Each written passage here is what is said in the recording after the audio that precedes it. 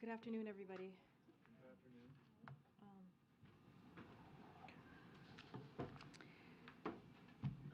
The President was briefed this morning on the troubling reports that Evan Gerskovich has been detained in Russia. Last night, senior White House officials spoke directly with Mr. Gerskovich's employer, the Wall Street Journal. The State Department has also been in touch with the Wall Street Journal and his family on this matter. These espionage charges are ridiculous. The targeting of American citizens by Russian government is unacceptable. We condemn the detention of Mr. Gerskovich in the strongest terms. We also condemn the Russian government's continued targeting and repression of journalists. Embassy Moscow has engaged the Russian Ministry of Foreign Affairs on this matter in the seeking consular access. I want to strongly reiterate that Americans should heed the U.S. government's warning to not travel to Russia. U.S. citizens residing or traveling in Russia should depart immediately, as the State Department continues to advise. Now, it's been 3 days since the tragic school shooting in Nashville, and we've heard nothing from Republicans in Congress about what they will do to stop our kids from being murdered in our schools and in our communities. In fact, we've now heard a number of Republican members of Congress that they don't intend to do anything at all. And in North Carolina yesterday, the Republican-controlled state legislature didn't skip a beat in overriding Governor Cooper's veto on a dangerous bill that makes communities less safe. That's the opposite of common sense. And it is outrageous. As the President has said, we need Congress to act now. Doing nothing when guns are the leading killer of our kids in America is absolutely unacceptable. We need to pass an assault weapons ban, mandate universal background checks, require safe storage of guns, hold manufacturers accountable. These are just common sense policies with broad public support, and Republicans owe answers to the American people about why they won't protect our kids. They owe answers to the Nashville families who lost their 3 kids, the 9-year-olds. They owe answers to Uvalde, the parents of Uvalde, 19 kids. They owe answers to the people in Buffalo who, like every other American on a Saturday, went to the grocery store. They owe answers to them and their families, that community.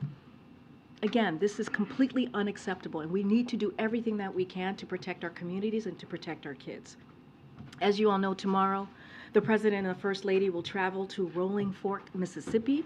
They will visit with first responders, state and local officials, and communities impacted by the recent devastating storms. They'll survey recovery efforts and reaffirm their commitment to supporting the people of Mississippi as long as it takes. As you know, President Biden spoke with Mississippi Governor Tate Reeves and members of the Mississippi delegation over the weekend. The President also approved an expedited major disaster declaration for Mississippi and ordered federal funding be made available to support emergency response efforts. Secretary Mayorkas and FEMA Administrator Deanne Criswell were also on the ground over the weekend, and we'll certainly have more details on the trip before tomorrow. Finally, we are heartbroken over the tragic loss of 9 brave service members. Our hearts and our prayers go out to their families during this very difficult time, as well as those who served alongside them at Fort Campbell. The men and women of the 101st Airborne Division represent the best of our nation, and play a critical role in our security.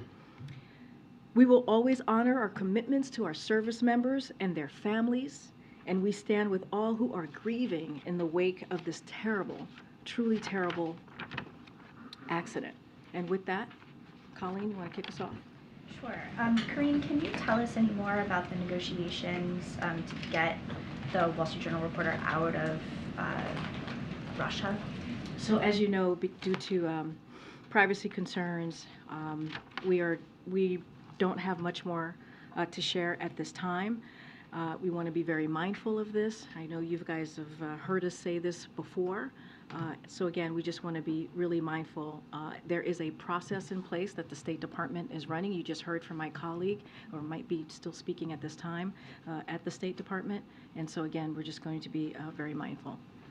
On another topic, on the Republican-led measure to end the COVID emergency, the White House had initially signaled opposition to the measure, prompting House Democrats again to oppose it, and then once it went to the Senate, the president said that he wouldn't oppose it.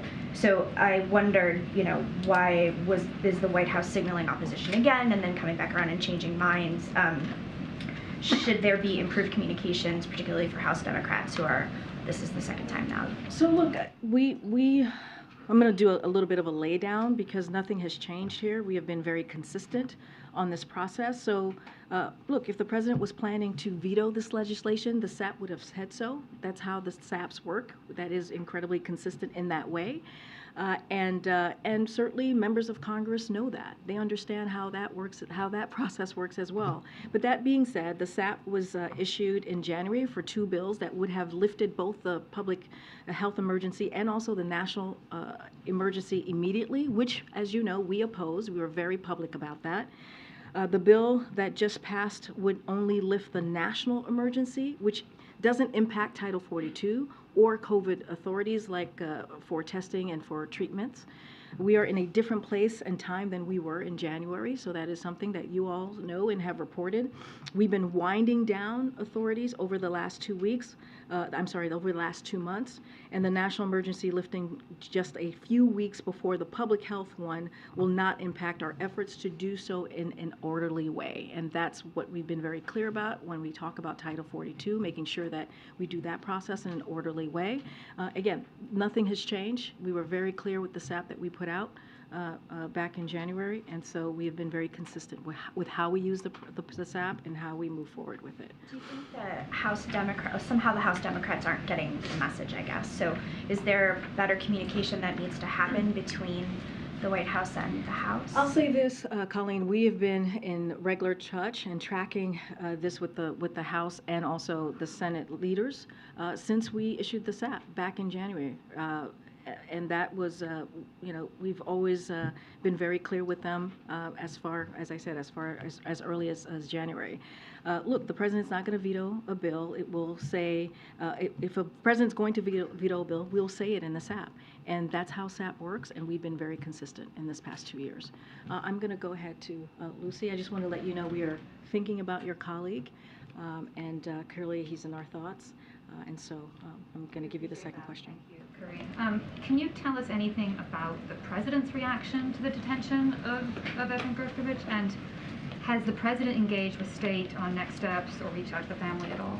So I will tell you that, as you all know, as I mentioned in my statement, the president has been briefed. He learned about this during the presidential daily briefing with his national security team and advisors who normally provide the daily briefing. I don't have anything else to share outside of that. And are you concerned at all? And obviously, this is the first detention of a U.S. reporter on espionage charges in a very long time. Do you think this marks a turning point or a new low for the relationship with the U.S. and Russia? So look, we don't have any specific indication that journalists would be targeted. As we know, this is incredibly sadly common for Russia to detain Americans, and that's why we've been very clear about Americans not going to Russia. It is not safe for Americans right now in Russia. It is a level 4. My colleague at the State Department spoke to this just moments ago. Again, we're going to continue, the State Department is going to continue to reiterate that. It is not safe at this time to be in Russia or to travel in Russia. Thank you. In regards to the Wall Street Journal reporter being detained, would the administration call this a hostage situation? Same. I mean, he's being detained, and we have been very clear. There's no reason to believe that those charges are accurate. The espionage are accurate. I don't want to speak beyond that. And certainly we will have more information when we get it. There are privacy concerns, so we just want to be very mindful on how we speak about this. And John Kirby mentioned this earlier. This is not a new tactic from Putin and Russia, but this is the first time we've seen Russia detain an American following the prisoner swaps that secured the release of Trevor Reed and Brittany Griner. Is there a concern here at the White House that if the U.S. continues to engage in prisoner swaps, Russia will be emboldened to detain Americans as leverage? So look, detaining Americans, as my colleague said, my NSC colleague said, is a tactic Russia has used for a long time. It is nothing new. When you think about Paul Whelan, you think about Trevor Reed, they were taken prior to the prior administration, under the prior administration. And so, as you all know, we're still working very hard to bring Paul home. That is something that we are committed to. You heard that from the President. You heard that from the Secretary of State. You've heard that from my colleagues at NSC. And so right now, our best tool to prevent this is to make sure that we are discouraging anybody to travel to Russia, and we will continue to be clear about that. But again, this is a tactic that they have been using for some time now. Does this complicate Paul Whelan's situation? Look, as you know, those conversations are incredibly sensitive, and so we're going to be very mindful. We are still very much committed in bringing Paul home. He was wrongfully detained. We have been very clear about that, but not going to get into details on those conversations. Yep. And last one, is the administration reaching out to others for support? For instance, Governor Bill Richardson, who's been involved in other releases before. Is that something the administration I don't have any outside conversations to speak to. You heard directly from the State Department. This is something, when it comes to these types of events, that the State Department runs and leads. So I will, and also with our NSC team here, so I will leave it to them to speak to that. Thank you. Karine, is it the administration's view that this reporter is being wrongfully held, or is that still a determination that's in So there's a progress? process that the State Department runs, and we're going to let that process move forward.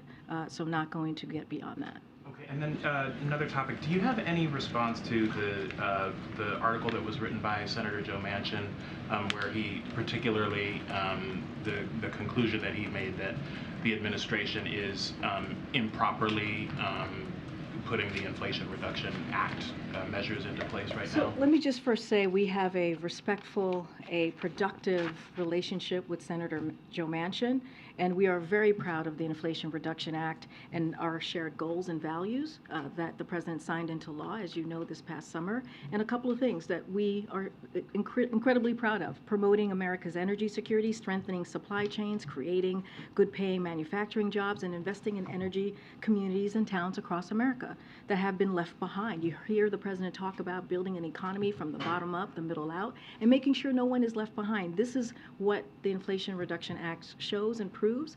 And so we're going to continue to work with Senator Manchin on those shared priorities and values, including reducing the deficit and the permitting reform, which are both part of the President's budget. Again, we are very proud of the work that we've been able to do with the Senator, and I'll leave it there. And finally, do you have any reaction to the federal judge striking down part of Obamacare, in particular the part about providing certain preventative care to people? Yeah, a couple of things. We do have some things that we want to put out there. DOJ and HHS are reviewing the decision made by the judge in Texas earlier today. But we want to be very clear. This case is yet another attack on the Affordable Care Act, which has been the law of the land for 13 years now. 13 years.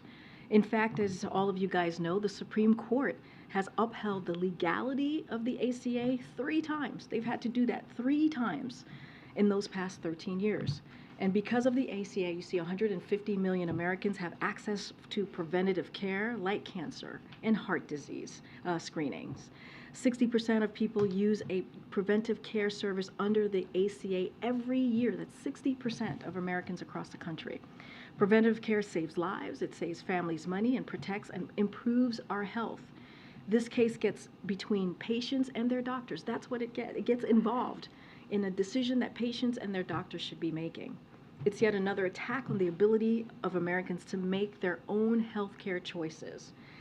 Efforts to undermine this requirement are wrong, and they take us backwards, not forwards. So the administration will continue to fight to improve health care and make it more affordable for working families, even in the face of these attacks by these special interest groups that we see out there. Go ahead, Phil.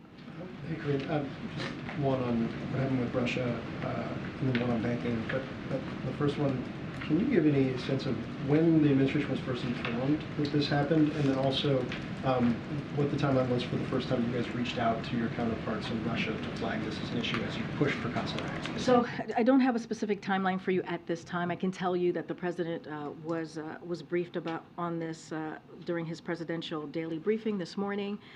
Besides that, don't have any specific breakdown on when the counterparts, when the State Department or NSC connected with their counterpart. But look, this is a priority for this administration. Regardless of whether someone has received a wrongful detention designation, the State Department seeks consular access for all Americans held abroad, and that's what we're waiting to do. That's what we're fighting for, to get that consular representation for Evan at this time. And then on the bank regulatory proposals that the president directed towards the banking agencies today, it was made repeatedly clear that the agencies had the authority under law to implement those without any congressional legislation. If that's the case, and if we were attacking the former administration for rolling it back, why did it take until a crisis to decide that these are things that need to be done? Let me just say, unfortunately, the Trump administration regulators weaken many important common sense requirements and supervision for regional banks, like Silicon Valley Bank and Signature Bank, whose recent failures led to that. We have experts out there who have said those rollbacks were a cause of the recent bank failures. That's what we're hearing from experts out there themselves. So just want to be very clear. It's not just us who are saying that. That's what the experts as well are saying. So today, the president is urging the banking regulators to consider reforms that will reduce the risk of future banking crises, stronger liquidity and capital requirements, annual stress tests, living wills, and stronger supervision. So again, because of what we saw done by the Trump administration back in 2018, remember what happened in 2008 and what the Obama-Biden administration were able to do. They were able to strengthen some of those requirements, make it stronger, and the Trump administration rolled that back. And experts themselves say that because of those rollbacks that we saw in the Trump administration, it led to these recent failures. I understand that, but experts were saying that before the Silicon Valley issues as well, that this was potentially problematic, and you guys have been in office for more than 2 years. Why did you wait until now to send these suggestions? So a couple of things. Look, the Trump nominees had the supervision portfolio at the Fed for much of those past 2 years. So that's one reason. The second reason is the Fed Vice Chair Barr only arrived in July of 2022. That's another part of that. But I'm glad folks agree with the regulations and supervisions that need to be strengthened. That's what we need to see, and that's what the president has asked the bank regulators to do, and the Treasury Department, and that's what we're seeing today. And so the president is committed to make sure that we keep our banks resilient, and that's what you're seeing today. Karine, we heard from the Pentagon. We heard from Vladimir Putin's top spokesperson in Russia today saying that Evan Gerskovich was caught, in his words, quote, red-handed. Just from this podium to rebut that, can you say declaratively that Gerskovich never worked for and does not work for the United States government? Well, I just said the charge of espionage is ridiculous. We cannot. That is not accurate, and we find that incredibly ridiculous.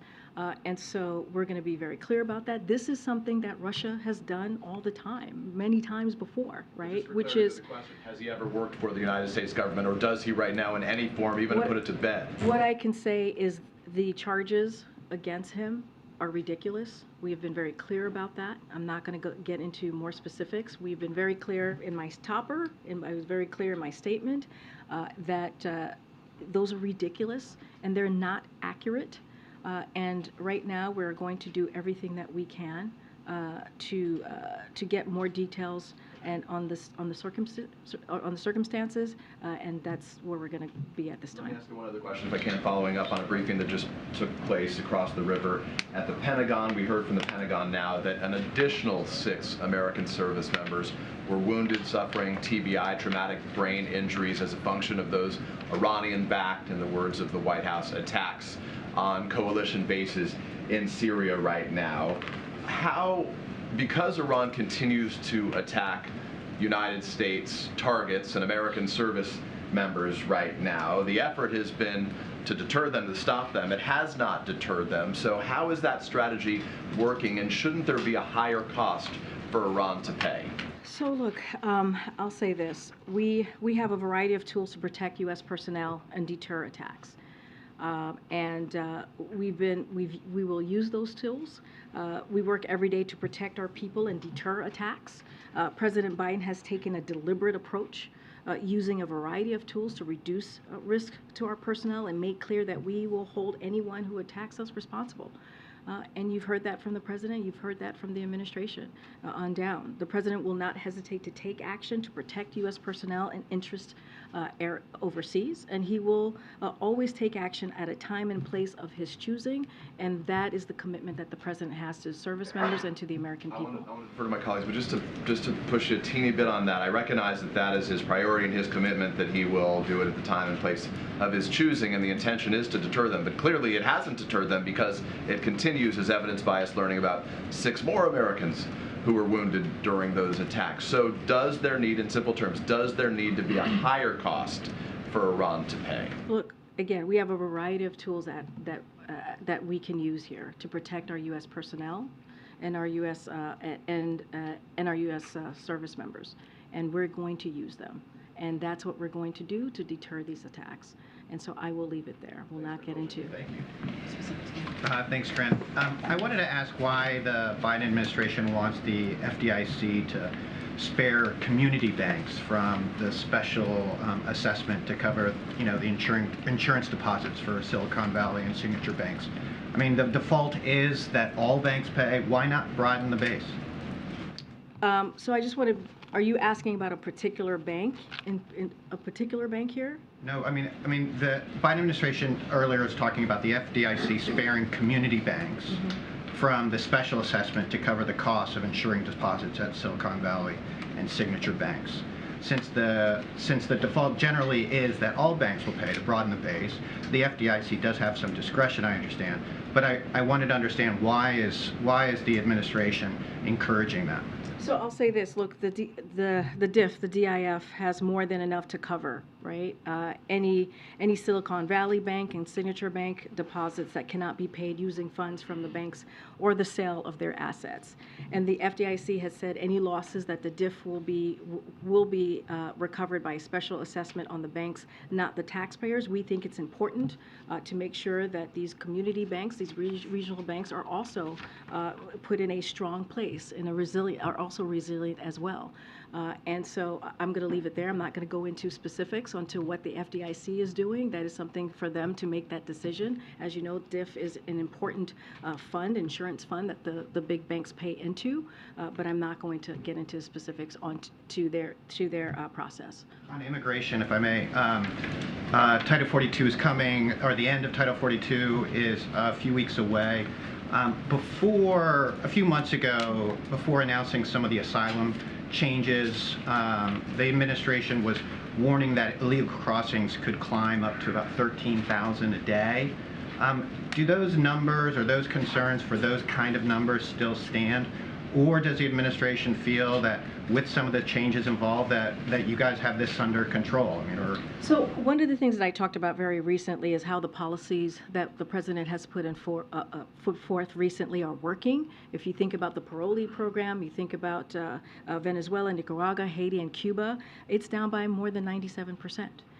And it's down by 70% for El Salvador, Guatemala, and Honduras. So what we're seeing is the president is using the tools that have been presented to him that he's able to use from the executive level without the help of Congress, Republicans in Congress who have gotten in the way and have not helped at all to deal with this issue.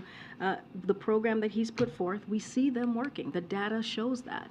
Now, is there more work to be done? Absolutely. That's why we are always asking Congress to act. The president, again, put forth a comprehensive immigration reform on day one. That's how seriously he took this issue, and they refused to come to the table.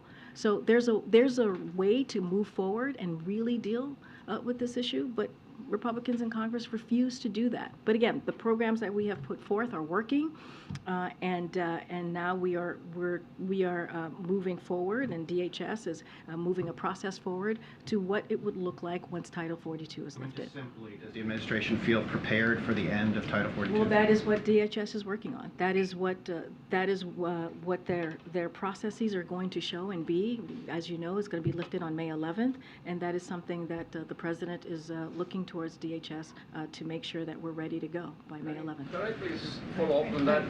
Thanks, Karine. On Evan Gerskovich, has he been designated as wrongfully detained, and is Roger Carstens working on his case? So, first of all, there's a process that the State Department is running. We got to let that process go. My colleague at the State Department spoke to this already moments ago, so we got to let that process. We have to make sure that we get the information. The most important thing at this moment is to get a counselor to Evan, and that's what we're working on. There's actually a big push by the Foley Foundation and families of other detainees, those who believe their family members have been wrongfully detained abroad, for the Levinson Act to be reformed on Capitol Hill, to provide it with more resources, and for wrongful detainees to be designated more quickly. Is that something the administration supports? I don't have anything to share about the Levinson Act. What I can say is, and I said this moments ago, regardless of whether someone has received a wrongfully detention designation, the State Department it seeks counselor access for all Americans who are held abroad. That is a commitment that you will see from the State Department, and that is a commitment that you'll see from this president. And that's what we're working on right now for Evan. Yeah. Thanks, Karine. Two questions. First, related to the president's trip to Mississippi. Rolling Fork is a city that is predominantly black, and the median income is $38,000. There are many communities like Rolling Fork that are, susceptible to these type of natural disasters caused by climate change. What does the administration say to these type of communities who are concerned that they could see the same type of devastation that we saw in Rolling Fork? So, look, we've been very clear. Our hearts go out to those families who lost so much. As we all know, it is unfortunately, one of the poorest areas in the country. And that is something that the president understands and that his administration understands. And I think it is important to also note that that's why the president's economic agenda is so important. That's why the president has been very clear on how he sees this economy growing, making sure we don't leave communities like Rolling Fork behind. And you see that in every policy that the president has been piece of legislation that he's been able to get passed, that it does not leave anybody behind. It invests in communities like Rolling Fork, and invests in making sure that we are creating good paying jobs. And that's what you're going to hear, especially as we talk about the Invest in America tour. That's what you're going to hear from our secretaries across the administration who are traveling this week and the next 3 weeks. That's what you're going to hear from the president, the vice president, the first lady. And we're going to make it really clear, this is how we're going to invest in America. This is how we're going to invest in communities like Rolling Fork. And also, it makes it so important, if you think about the Inflation Reduction Act, when you think about fighting climate change, that is one of the biggest, it's so historic, right, because it does the most piece of legislation, now law, to fight climate change. And so this is something that we're going to continue to fight for and continue to work towards as we move forward in this administration. And the Kentucky legislature overrode the governor's veto of a bill that restricts aspects of trans youth gender affirming care and the use of bathrooms. I know that the White House released a proclamation for Trans Day of Visibility. There is a march happening tomorrow to commemorate this day, but also to protest these type of bills that are continuing to be passed and advanced in legislatures across the country. What is the White House's message to these lawmakers that are passing these bills and to those who are taking to the streets to protest them? So look, first of all, we support peaceful protest.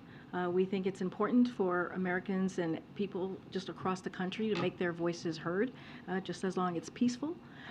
And we've been very clear about these anti-LGBTQ bills that we're seeing in state legislatures across the country, in particular these anti-trans bills, as they attack trans kids, as they attack trans parents.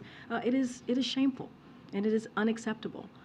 As you mentioned, tomorrow's Trans Visibility Day, on a day that we should be lifting up our trans kids, our trans youth, and making sure that they feel seen. We're seeing more and more of these hateful bills. And that's what Republicans want to spend their time on. They don't want to talk about lowering costs. They don't want to talk about actually making Americans' lives better. They want to take away people's freedoms. And one of the things that we saw during the midterm elections is that people don't want their freedoms to be taken. They want us to fight for their freedoms. And so it is shameful, it is disturbing, and our hearts go out to the trans community as they are under attack right now. But this is a president who has said many times before he has their backs. He will continue to have their backs, and he will continue to fight for them. And his record shows that. Okay. Go ahead. Thanks, Karine. Does the president plan on vetoing the House bill that would overturn DC's police reform law? That is something that he is planning to do. As I've mentioned many times before, I think a couple weeks ago I mentioned that he was looking at it, but the president believes that building community trust is integral to fighting crime. That is something that you've heard him say. The president believes that we should fund the police and give law enforcement the resources they need for effective accountable community policing, and at the same time should not weaken penalties for gun crimes. So while he does not support every provision in the DC policing bill, he will not support congressional Republicans' efforts to overturn common sense police reform, such as banning chokeholds, limiting use of force and deadly force, requiring the timely release of bodily worn camera footage, and requiring officer training on de-escalation and use of force. So Congress should respect DC's rights to pass measures that improve public safety and public trust, and the president will veto this resolution if it does reach his desk. Quick follow-up. You said that he doesn't support all of the provisions in the bill. Could you be specific there, just because the police unions are saying that this would strip their ability to collectively bargain around disciplinary hearings? I don't have the specifics to share with you at this time, but look, the president has been clear that he believes it's very integral to have the trust, the community to have the trust in fighting crime. And that is something that is very important. Trust should be at the center of this as we're talking about police reform. And so, again, he doesn't agree with all the provisions, with every provisions, but if it comes to his desk, he will indeed veto. Yep. All right. Thanks, Karine. So earlier you mentioned your opening statements, Republicans not taking any action when it comes to gun violence. Well, I know the president talked to Senator Blackburn earlier this week. We got an email today saying that Senator Blackburn's introducing the Safe School Act with the other Tennessee senator. Bill establishes a $900 million grant program that will allow both public and private schools to train and hire veterans and former law enforcement officers to protect schools. Does the administration have a stance on that? I'm going to be very clear here. The president has said over and over again, look, let me even step back a little bit further. We have done 24 executive orders in the past 2 years, this president has, to do everything that he can to protect communities and our kids. And as we know, we can't do it alone. The president is limited on this, so we need Congress to act. And the things that we know are very popular that it will actually assist or help prevent gun violence is, one of them is banning assault weapons, right? That we know for a fact. When it was done in 1994, for those 10 years, gun violence went down. And when that law sunset, it rose back up again. So we know what works, and that's why we've been calling. The president has been calling for the assault weapons ban, and this is something that Republicans won't move on. And not just that, there's other common sense gun laws reform, requiring background checks on all gun sales, requiring safe storage of guns, eliminating immunity for gun manufacturers who knowingly put weapons of war on the streets. These are weapons of war. Weapons of war, they should not be in our communities, they should not be in our schools, they should not be in streets. So that's what we're calling for. We're calling for actual real solutions here. real solutions that we actually know work and majority of Americans support. But is more funding for school security guards a solution that you would consider? Look, the president signed the Safer Communities Act, right? This summer. It was a bipartisan piece of legislation, and even when we celebrated signing that, when the president celebrated signing that into law, he actually said we need to build on that and do more. So yes, we need to do more, but we know what needs to happen. Banning assault weapons is one of the clearest ways. That's what the data shows us, that we can get weapons of war off the streets, and that's what we're asking for. Go ahead, Ariel. You just said that the majority of Americans support banning assault weapons, but like the most recent polls are not very clear about that. There are even polls saying that a majority of Americans actually oppose assault weapons, and there is a gun culture in this country that is unique in the developed world. So what makes the president so confident that he can make the case that these weapons of war, as you say, don't belong in civilian hands? Because it's the president's, he believes as president, he needs to do everything that he can to keep communities safe. He needs to do everything that he can to keep our kids safe. And we actually know what works. And what I just listed out are actually popular. These are things that Americans want to see. We've seen that poll after poll after poll. And not only that, you actually see some gun owners who want to see some common sense gun reform. We've seen that in polling as well. And so, look, we believe, the president believes that we have to do everything that we can to stop this epidemic that we're seeing in our streets, to stop this epidemic that we're seeing in our schools, to stop this epidemic that we're seeing in our churches. And this is one way that not even way, multiple ways that we feel that we can get to a place where we're keeping that promise and keeping Americans safe. So earlier this week, Reuters reported that the administration has become increasingly frustrated with Mexico in a dispute over energy trade. Reuters reported that USTR is planning on making a final deal. Is the U.S. prepared to use tariffs if Mexico won't budge? I don't have anything to share on that. I'm not gonna comment on.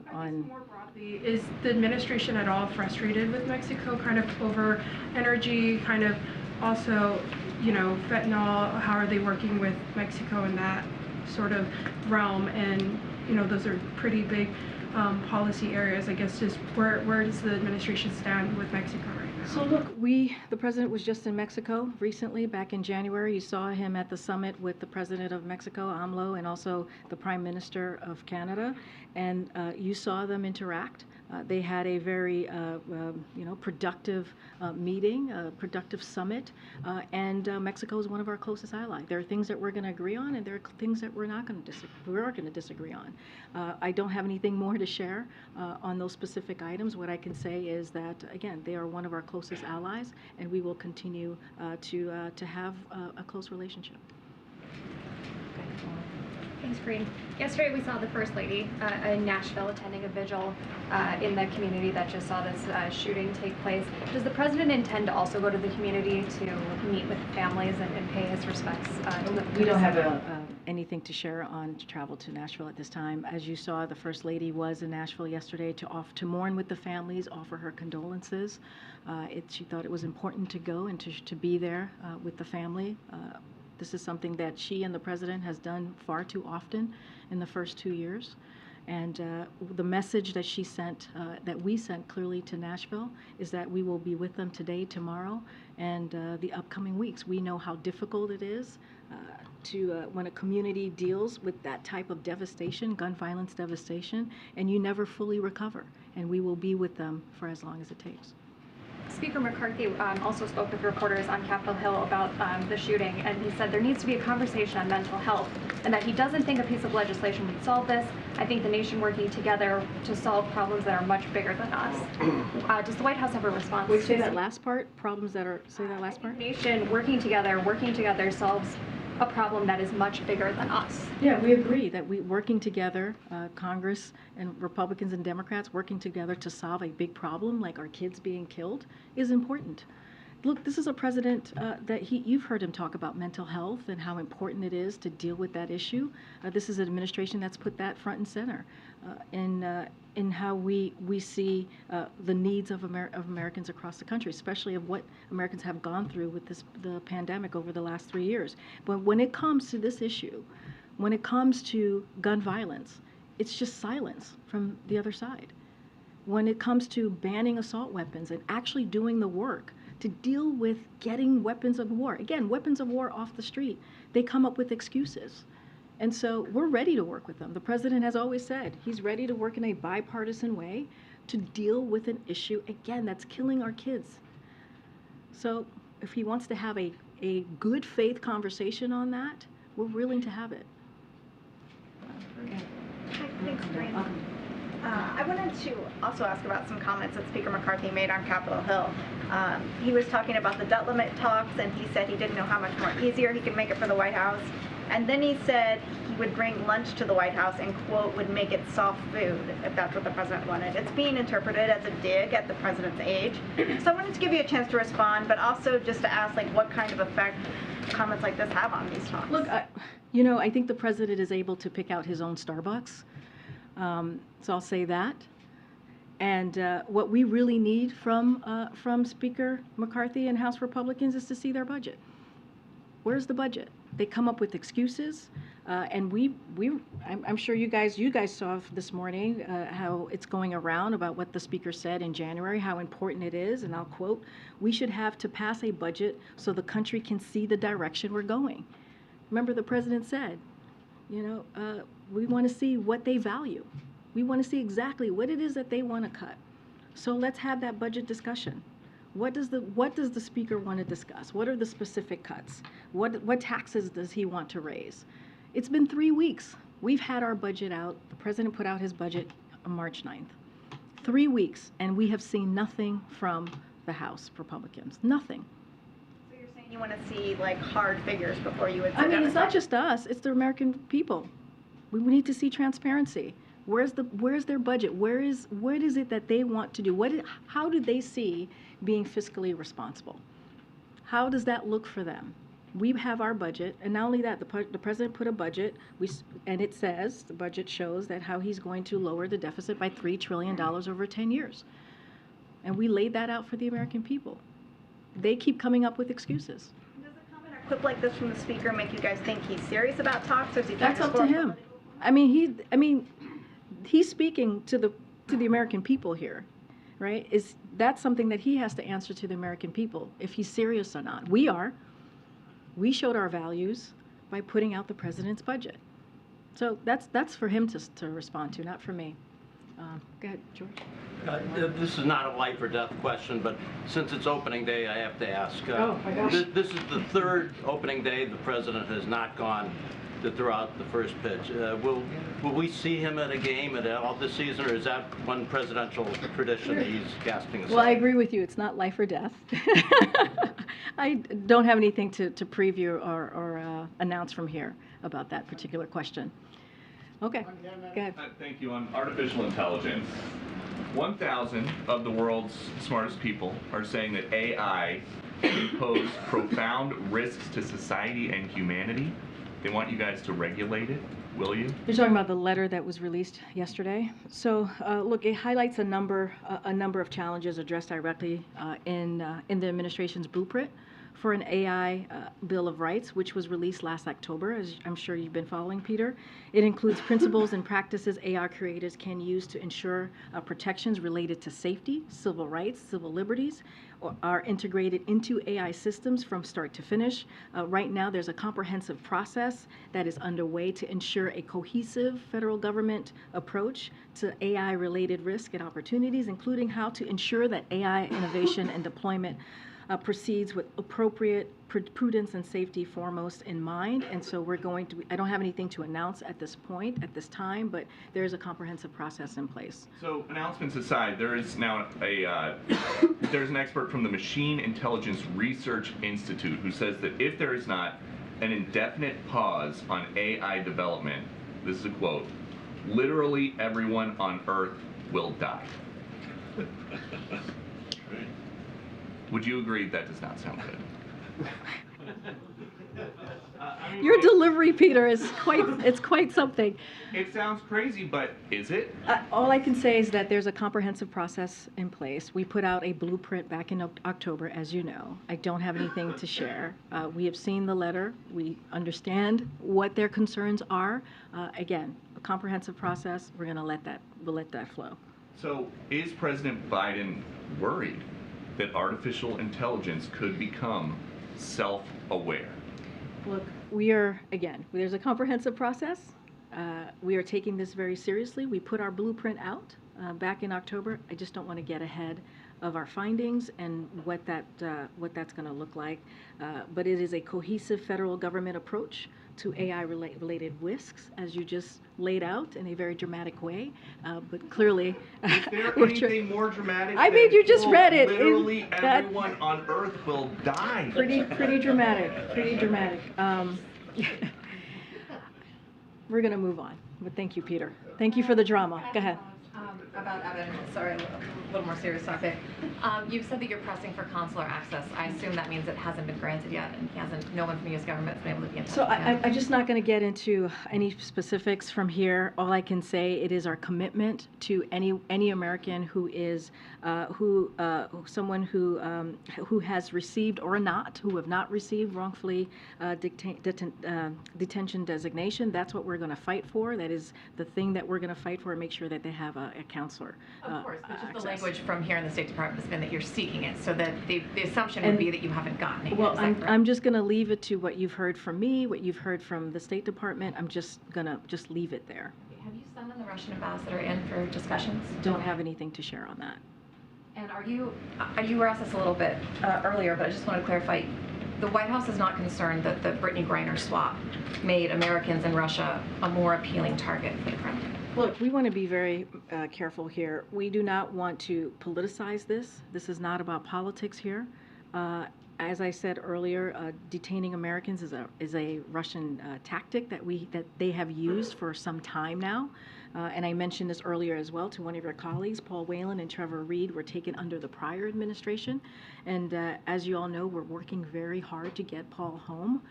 We are committed to getting Paul home. And our best tool right now is to protect Americans is prevention. That's why we've also been clear about not traveling to Russia and to leave Russia if you are currently an American and you're currently there. Russia is not a safe place for Americans. The State Department just also earlier said if there are Americans in Russia who want to leave, the State Department will assist in them leaving the country. And so that's what we're going to focus on, is prevention. And we should not be politicizing what is currently happening to Evan.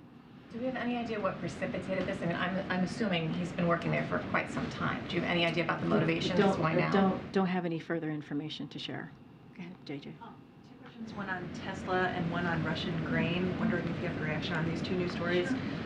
Some new reporting from us that Tesla is looking to build an EV plant in the U.S. and its plans include a Chinese battery company. Any reaction on that one? I have not seen that reporting. I would have to check in with the team before I can respond. And then on Russian grain, any reaction to the news that U.S. crop traders are stopping some operations in Russia? Again, I would have to check with our team on that particular story about Russia grain and the U.S. companies connected to that. But thank you for the question. Hi, I have two questions. One about Colombia, but first a follow-up on Mexico about this report from Reuters. In July 2022, that's when the United States requested consultations with Mexico over the new energy policies. Do you have a sense of if these conversations are advancing, if there has been progress, or if there is a stalemate? Well, I'll say this. Our relationship with Mexico is very important. They are a close partner, one of our closest allies, right? Geography, as you think about that. But just don't have any updates on those particular conversations at this time. Thank you. And about Colombia, do you have any reaction to the attack by the ELN group to 9 government soldiers died and the attack took place yesterday. Has there been any conversations with the Colombian government? We offer our condolences to the families of the 9 soldiers who lost their lives as a result of this attack. The U.S. condemns this attack against the public forces of Colombia and stands in solidarity with the government of Colombia. I don't have any conversations to read out at this time. Go ahead. Yeah, thanks, Karine. So H.R. 1 passed the House earlier today, and the House Speaker said it would open up permits for drilling and lower energy prices, and it was bipartisan. So if it's bipartisan, why wouldn't the president sign it if it hits his desk? Look, I talked about this earlier in the week, specifically about our thoughts about H.R. 1. I don't have anything else beyond that to share. What I stated, I think 2 days ago stands. Just don't have anything else to share. On the debt ceiling, it's been 58 days since there was a meeting between the House Speaker and the President on the debt ceiling. We're talking about the full faith and credit of the United States. We're talking about a serious issue. Why not? Why doesn't the president just call for a meeting? You're right. We're talking about the full credit. Wait, let me answer. I heard your question. We are talking about the full credit of this nation, which is why we believe that Congress should not hold this up. It should be done without conditions. There should be no negotiations. Both Democrats joined Republicans the 3 times in the last administration to lift the debt ceiling. That's what should be happening. It is their constitutional duty to get this done. We should not be negotiating on the debt ceiling. We should just not be doing that. The president has been clear. Now, again, if Republicans in the House want to talk about the budget and how they see moving forward with the budget in a fiscally responsible way, we're happy to have that conversation.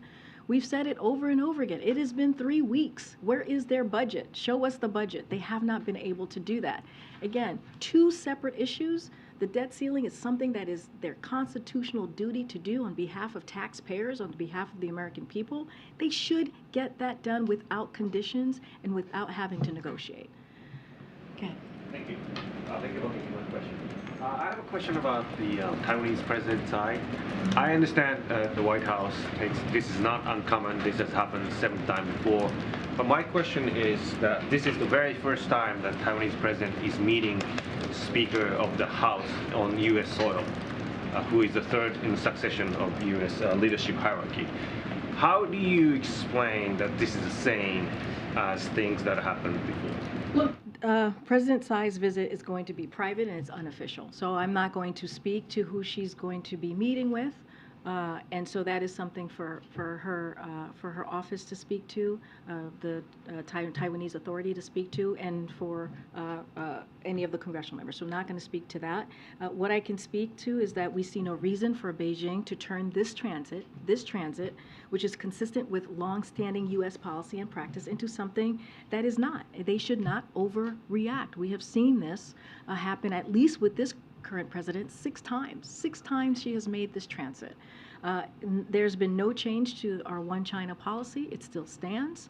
And again, there is no reason for China to overreact. Just a quick follow-up. Yeah. I understand that White House does not confirm there was a phone call between National Security Advisor Jake Sullivan and Wang Yi of China. I understand that.